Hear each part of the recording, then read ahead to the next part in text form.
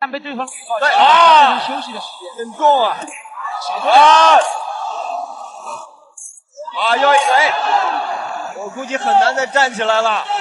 这绝对是你见过打韩国人最狠的一场比赛。河南腿王用势大力沉的12路铲腿，当场踢废韩国选手双腿，对手最后连路都走不了，只能被教练背下擂台。好，观众朋友们，视频当中正在出场的选手正是小汉奸辛和泰。这个小子以前也是一个中国人啊，但是到了韩国留学了几年，结果竟在韩国学起了跆拳道啊，拜了一个师傅，并认了干爹。你没有听错啊，认这个小泡菜啊为干爹。如今他已经更改了国籍，成为了一个地道的韩国人啊。这一次他也是奉他师傅的命令回中国踢馆。赛前更是有嚣张的嘴脸表态啊，本场比赛会让我们中国人知道韩国跆拳道的厉害。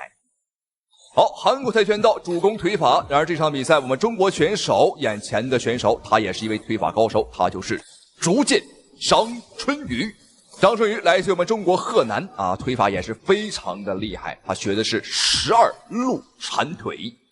也许您听过，也许没听过啊。12路铲腿呢是招式多，变换快啊，进可攻，退可守啊，一个变换。小眼吧唧的，这样还挑眉，哈哈，还抛眉眼儿。好，比赛开始，看一下红方选手张春雨，蓝方选手就是小汉奸辛和泰。好，双方一上来便开始切磋腿法，两个人都是腿法高手。对方是跆拳道，而我们这边呢是中国武术，传统武术。哎呦，漂亮！给对方摔了一个大跟头。我们注意看张春雨的肌肉类型非常的漂亮啊，很扎实。而对方好像是泡菜吃多了，你看吃的是浑身都是，没有什么肌肉，很肥，看起来就像是一个普通人一样。他太报价太开太散，而且在不能很好的预测对方的动作。你看对方出拳的时候，他基本上没有任何的上身、手和头的动作。对，但是我觉得像日韩选手像这样的，还是不能太小看他，因为比赛刚刚开始。而且像他这种体型的，在韩国选手里面很多肌肉类型不是很发达，但是他的这种节奏跟粘性啊特别的强。看张春雨每次的前手刺拳都能够把对方的头打得明显的后仰位移。观众朋友们，我现在感觉这个韩国选手啊，这个小汉奸呢，他在韩国学的第一课就是如何挨揍，粘性不错，韧劲也不错。即便被张春雨呢打的是脑袋像个拨浪鼓一样啊，但是就是不退，很抗打啊，非常抗揍。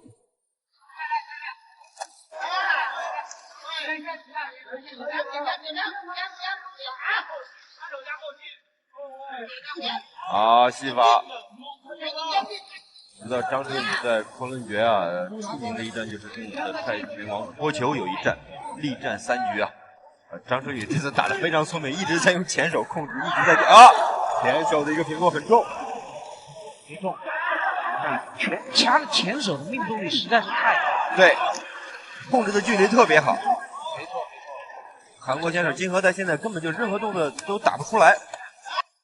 大家伙可能看到，现在张春雨的是略微的被动啊，对方好像很主动啊，但实际上观众朋友们，对方啊确实主动，但他不是主动进攻啊，他主动挨揍啊，把这个脸你看伸过来，让张春雨随便打，一出就有，将近100%的命中率啊！又是低扫很重啊！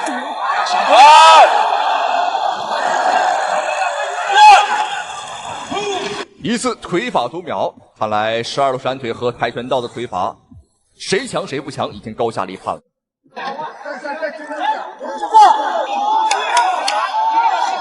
好，我们看看张春雨能不能提前结束比赛，瞄准了他这个腿啊！对，前手的互换漂亮。好，第一回合比赛结束，观众朋友们，您觉得张春雨的12路铲腿和这个韩国小汉奸啊，他的跆拳道哪个更强呢？总而言之，我目前看下来的话，这跆拳道的腿法还真就是花拳绣腿。我们经常在电视当中啊，能看到韩国跆拳道这个踢木板啊，啪啪啪一踢啊，踢碎好几10块，有的还能跳起2、3米高。看起来非常的花哨，非常的帅气，但实际上呢，和表演没什么区别。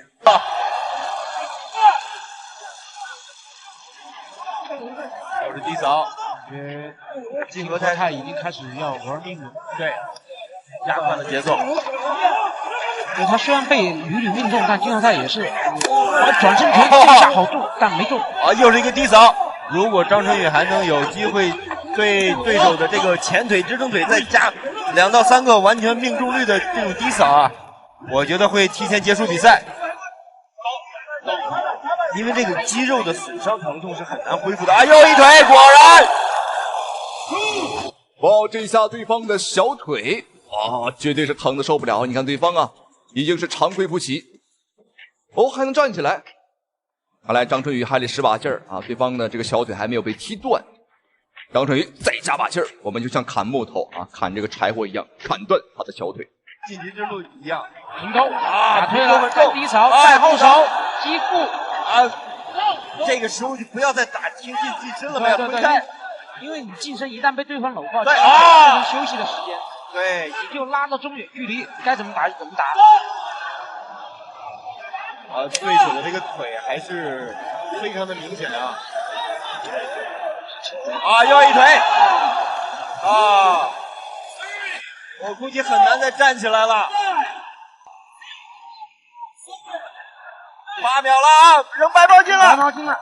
哦，投降了！现场的韩国，他的干爹，他的义父扔出了白毛巾啊，选择了投降，没有错，非常的精彩。本场比赛让我们恭喜张春雨拿下了本场比赛的胜利，太精彩了。那张春雨你可能不知道，观众朋友们，他来自于我们中国的黑虎搏击俱乐部啊，他和张美丽啊是师兄妹的关系。好，再次恭喜张春雨，咱们下期视频再见。注意看，美国擂台发生了一起人人都不想看到的擂台血案。美国400斤大力士被中国巨人一拳爆头，打断脖颈。赛事方第一时间将其绑上担架，当场抬走抢救，不料赛后却抢救失败，没有救活。好，各位亲爱的观众朋友们，欢迎收看本场比赛，这一场非常精彩的中美重磅级拳王大战。好，眼前的小胖子400多斤啊，就是美国选手兰斯。好，再看一下眼前这个好像一棵参天大树的选手，这是中国的巨人拳王董建军，人送外号泰山。虽然说董建军长得很高，但是眼前的这个小胖子兰斯并没有瞧得起我们，而且这个家伙还表说呀，无论中国选手长得有多高，都是 A 揍的货，欠揍的货。还表示本场比赛打完之后会把董建军安葬在美国。好，观众朋友们，这哥们儿要把董建军打死啊！好，比赛马上开始，这是一场无差别的对局，双方的身高和体重呢都不成正比。我们在身高上有优势，但是体型上体重上应该是对方更胖一些。但我觉得打这个重磅级比赛啊，100公斤以上，那更高还是优势会更大一些，因为我们的视野更好啊，我们打击的范围和距离啊有更远。好，这里不要少说，比赛已经开始，观众朋友们千万不要眨眼，因为本场比赛绝对精彩。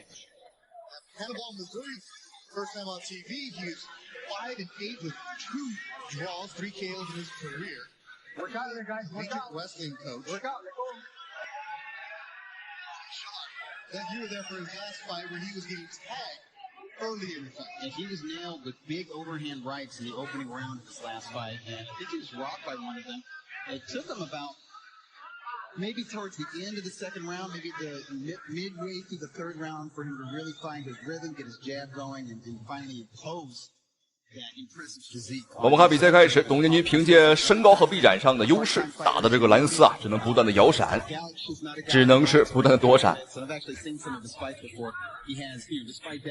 而且这个兰斯啊，他要比我们矮上半头之多。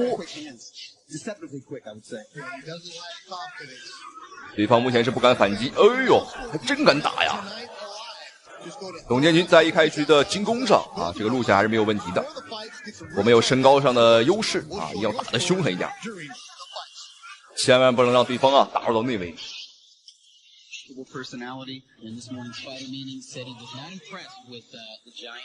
要知道董建军是要比张志磊啊还要高上很多的，也算是张志磊的师兄了。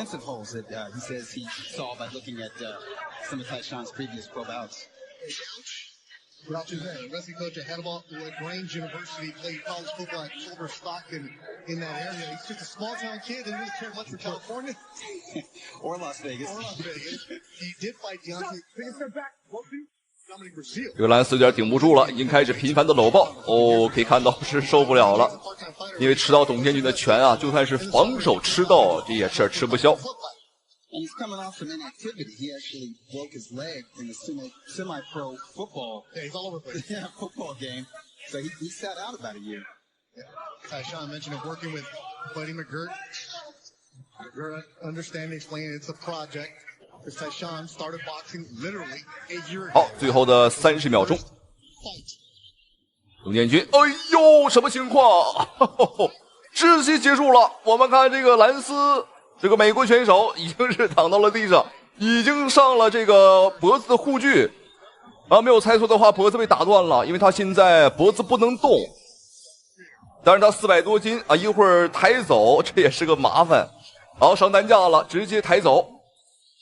我的妈呀，董建军这一拳看来要打出事儿了，要打出命案了。我们看五花大绑，把这个兰斯啊绑成那个大闸蟹啊，直接抬走去抢救。 好，后手的摆拳，好，观众朋友们千万不要走开，因为接下来的这场对局才是董建军的成名之战。那么这一次依旧是在美国，不过对手实力可就不一般了。好，他就是眼前的美国黑金刚，人送外号野兽的鲍勃萨普。此人的实力相当之恐怖，徒手就可以捏爆一个完整的苹果。一个平底锅在他的面前就像一块面饼一样，轻轻一捏，立马变形。 就算是钛合金锅底，在他面前也是不堪一击。好，所以说这个鲍勃萨普的实力呢，你也看到了，的确是非常的强劲。好，两个人都是野兽啊，一个是泰山啊，一个是野兽。但不过我更相信是泰山压顶。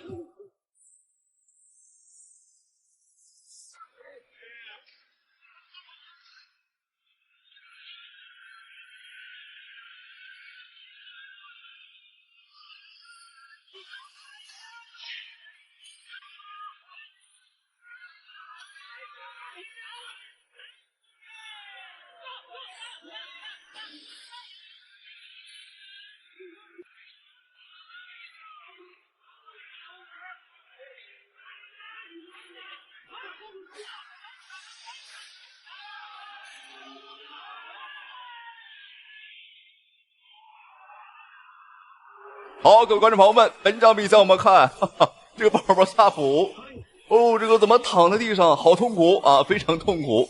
吃到董建军的拳啊，没有办法不痛苦，的确是很疼啊。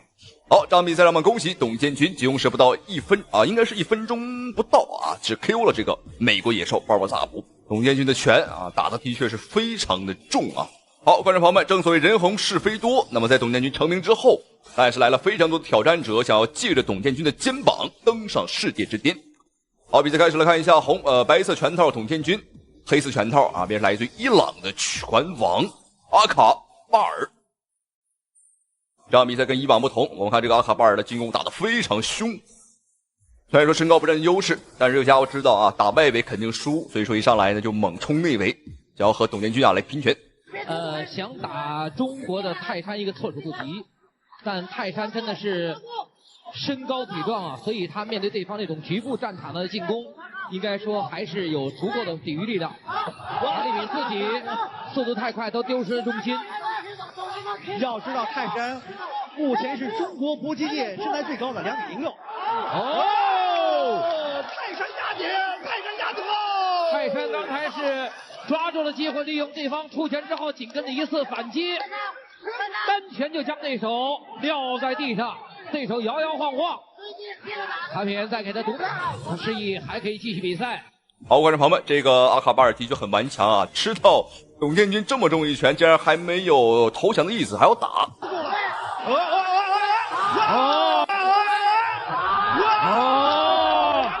这个比赛可以直接结束了。泰山，对。 好，观众朋友们，那这场比赛董建军也是用时又是不到1分钟啊，不到1回合啊，轻松拿下了这个伊朗拳王，非常精彩。好，本期的视频精不精彩，好不好看？如果你喜欢的话，请对着屏幕不要忘记怼咕点2下。好了，咱们下期视频再见。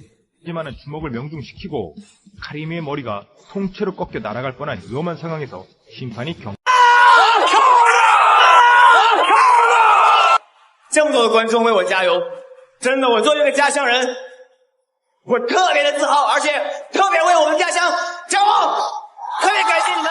这是一场复仇之战，也是杨建平下手最狠的一场比赛。杨建平毫不手软，疯狂怒摔韩国名将，只因为在此之前，韩国选手金立硕手段太残忍，比赛中将中国选手严希波残忍地掰断了手臂。然而获胜后的金立硕见中国选手痛苦万分，竟然还一脸得意洋洋地笑了起来。中华猛虎杨建平看到这一幕，立马冲上擂台为同门师兄弟打抱不平。然而对手却当众怒推杨建平，完全没有把杨建平放在眼里。然而面对韩国选手的嚣张挑衅，杨建平丝毫不惧。还当众向金立硕下了生死挑战书，既分高低，也决生死。好，各位亲爱的观众朋友们，欢迎收看本场比赛这一场非常精彩的中韩对局。好，我们一起来看一下镜头当中正在出场的选手，他便是韩国名将金立硕。好，这家伙长得好像是个泡菜坛子，观众朋友们，尤其是他的脑型啊，这完全就是个泡菜坛子。好，这个金立硕非常的恶心，在上一场比赛呢，手段极其的残忍，将我们中国选手严希波，观众朋友们啊，活生生的掰断了手臂。然而这个小子啊，非但没有任何同情心，而且还当众啊得意洋洋笑了起来，嬉皮笑脸的表示啊，中国人的胳膊啊像筷子一样脆弱，不经打。这一番嚣张的言论和嚣张的态度引起了我们中方选手中华虎杨建平的不满。好，没有错，眼前正在出场的选手便是来自于我们中国的中华虎杨建平。我们都知道杨建平打日本人打小鬼子非常的厉害，但观众朋友们，杨建平打起韩国人，打起这个泡菜选手啊，那也是极为拿手的。这场比赛观众朋友们有一个特别之处，因为本场比赛不是一场普通的比赛，而是一场签下了生死合同、签下了生死状的生死之战。杨建平主动申请啊，跟对方签下这个生死挑战书，既分高低，也决生死，打死不偿命，打死不负责。和这个古代比武呢差不多，只不过这场比赛呢并不是点到为止，而是打到废、打到服为止。好，注意看两位选手一上来，哦哟，完全没有试探，尤其是杨建平。我们仔细看红色短裤，红方选手杨建平，人送外号中华虎。我看杨建平比赛开始火气，哎呦，这个火气是非常的大。好，仔细看，处于上位的便是杨建平，现在处于下位的便是韩国选手金立硕。这个金立硕在韩国非常的出名，可谓是家喻户晓。但是观众朋友们，归根结底，只能说这个韩国呀太小了，这个屁大点的地方，稍微一出名啊，就全知道了。如果你在韩国一晚上腌了10坛泡菜啊，第二天都有可能上新闻啊，这个新闻会报道说啊，你腌了10坛国宝。因为这个泡菜我们都知道啊，是韩国人的这个宝贝。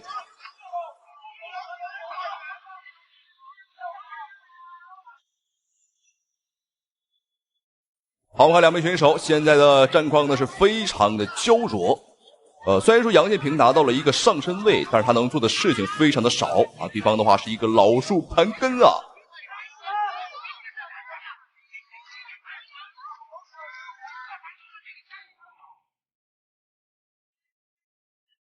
而且我们注意看，杨建平捂住了脸，这并不是害羞，而是怕对方啊把他帅气的脸庞打坏。因为这个杨建平的确啊长得非常的帅气。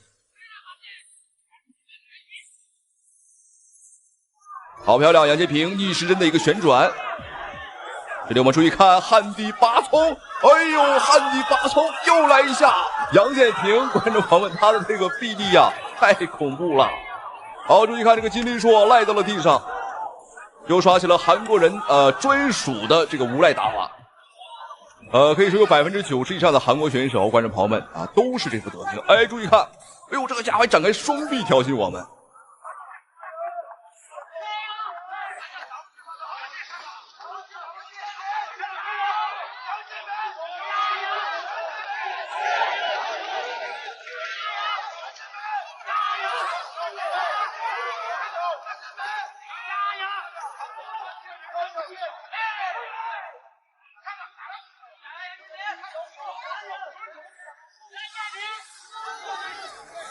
好漂亮哦！这个低扫非常的重。咱目前来看，在战力水平上来讲呢，杨建平啊，明显还是要更胜一筹。因为这个杨建平呢，本身啊，他也是我们国家拳击队出身的。包括我们看杨建平的走位，他的脚下步伐都是非常的灵动。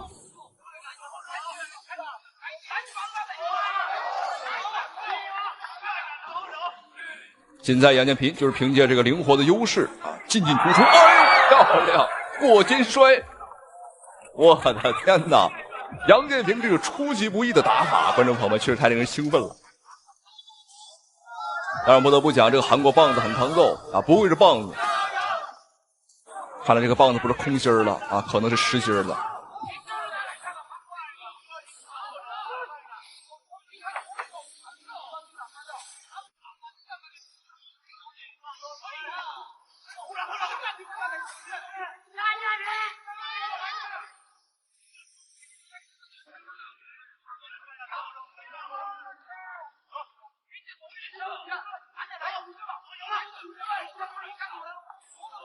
我们注意看这个韩国选手金立硕的双手呢放得非常的低，这是种非常不尊重对手的一个表现。哎呦，漂亮！这个偷袭速度啊太快了。哎，又来了，观众朋友们又来了。哎呦，这么喜欢我们中国的这个地板吗？如果你很喜欢睡觉，一会儿让杨建平满足你。现场的裁判并不是很给力啊，这个时候应该叫停的啊，理论讲应该叫停。因为双方啊，我们注意看没有太多的一个动作，对方呢就是耍无赖，而杨建平呢也不想打地面。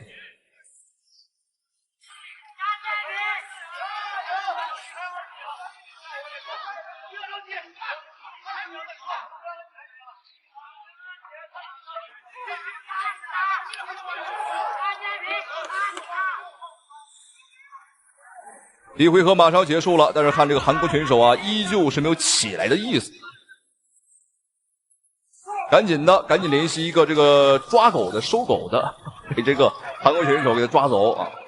好，观众朋友，比赛第一回合结束，非常的解气，但同时啊也有一点生气，因为这个韩国选手啊太无赖了，打得非常的恶心，非常的卑鄙。好，双方的比赛进入到第二回合，让我们一起来看一下两个人的精彩表现、精彩对局。好，注意看红方选手红色短裤杨建平，中华虎；蓝方选手白色短裤就是上一场比赛啊掰断我们中方选手手臂的韩国选手金立硕，他是一个韩国名将，非常的出名。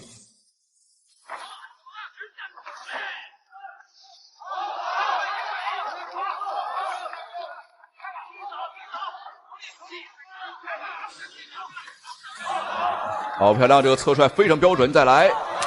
这是我们中国散打里面的招式。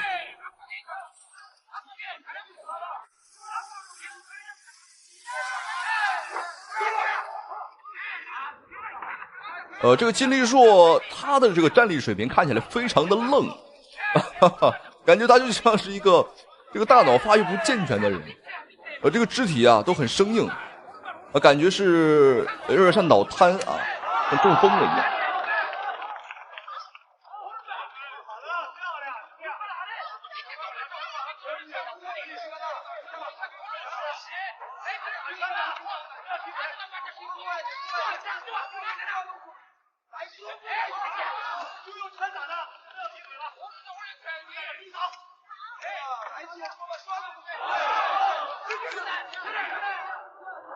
哎呦，我们看杨建平打得非常灵活，很聪明。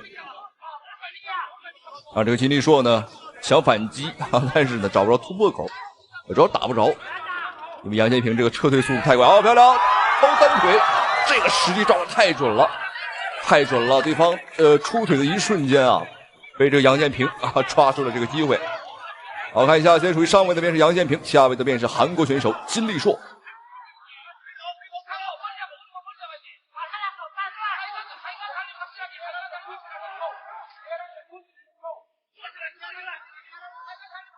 杨建平一定要小心对方的一些锁技，因为上一场比赛呢，这个我们中锋选手严希波啊，就是上身位的优势位，然而被对方啊抓住了这个掰手臂的机会。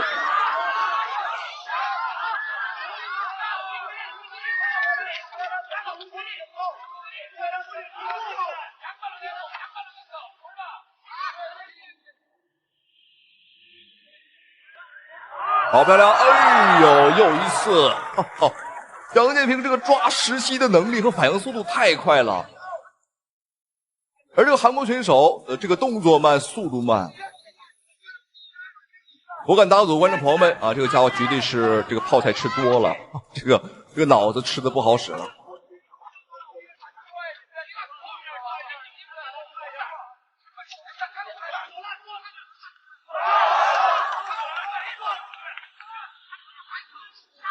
这场比赛，杨建平让这个韩国选手们打得非常难受。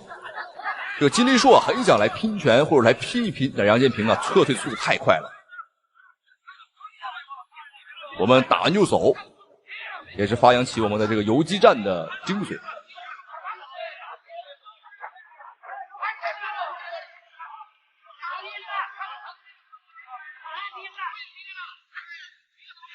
第二回合马上就要结束了。我们目前来看，杨建平呢还是有优势啊。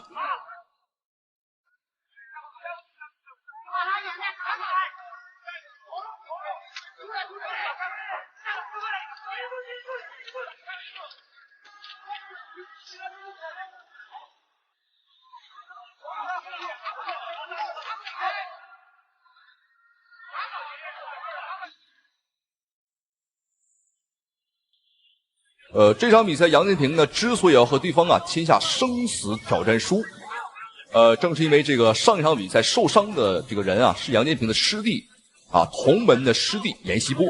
那当然严希波也很厉害啊，那曾经有一场比赛12秒 KO 这个日本选手。这场比赛杨建平也算是出头。好，看一下双方的龙边对局。这场比赛实际上无论怎么看啊，感觉这个韩国选手的体型，我觉得都是要大于杨建平的。这场比赛可能是跨量级挑战的。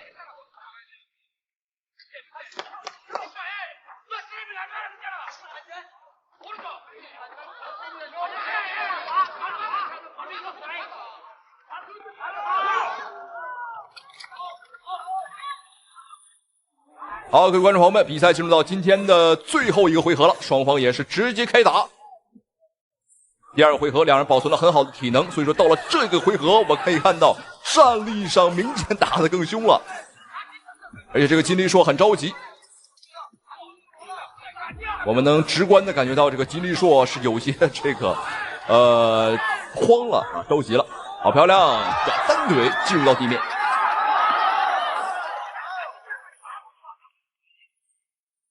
这一回合注定是本场比赛的高潮点。好的，杨建平再次拿到上位。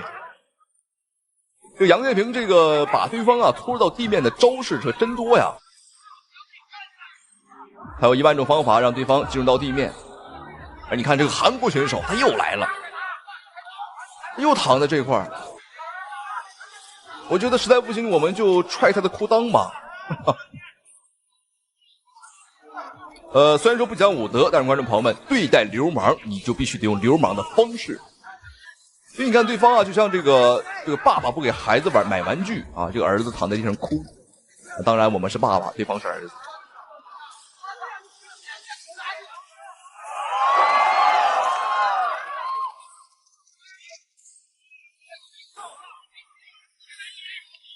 好，双方又一次地面对局。本场比赛双方所有的这个地面战啊，杨建平都是拿到上身位的优势位。所以说本场比赛无论是打分啊，还是说按照压制时间来算啊，杨建平呢都是有优势的。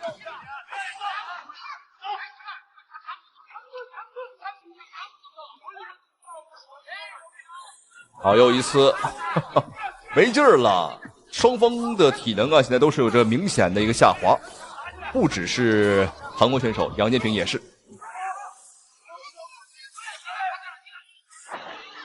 哎，要小心，两位选手。哎呦，这个裁判多亏是比较及时。这是本场比赛裁判唯一的一次作用啊，拽了一下绳子。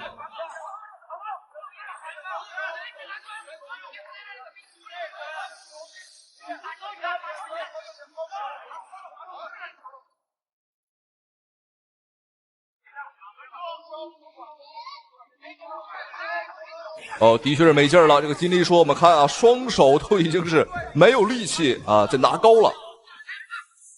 但是他的意志力很顽强，依旧是追逐着杨建平。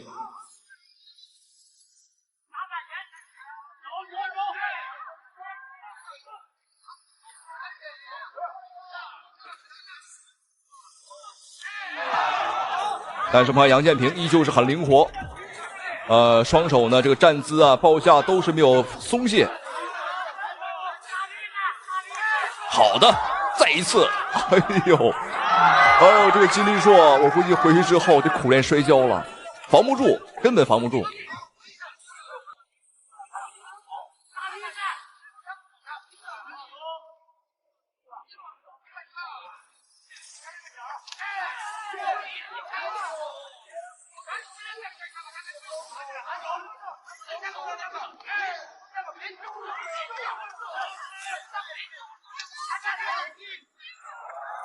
好，观众朋友们，比赛终于结束了，一场长达15分钟的中韩对局。15分钟，双方打的的确是非常的精彩，但是无论怎么看，我相信啊，懂拳和不懂拳都能看得出来，杨建平的这个优势很明显。不止一次把对方啊按到地上，而且呢还有多次大力砸摔。包括在战力上，我们拳打得更准啊，分数也会更高。好，让我们恭喜杨建平啊！本场比赛也是为自己的同门师兄弟阎锡波呀报仇雪恨了，非常精彩。让我们再次恭喜，同时也非常感谢屏幕前啊您的收看与支持。好了，咱们下期视频再见。